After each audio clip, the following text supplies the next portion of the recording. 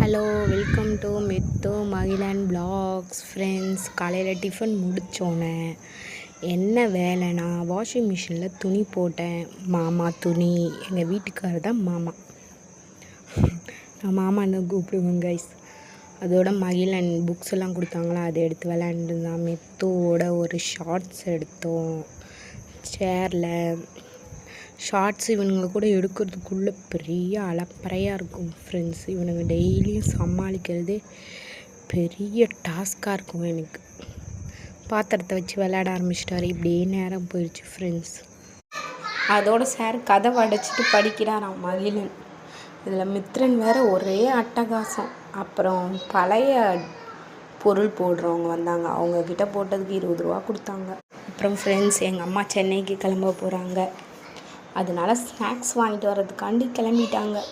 3 மணிக்கு தான் வந்தாங்க.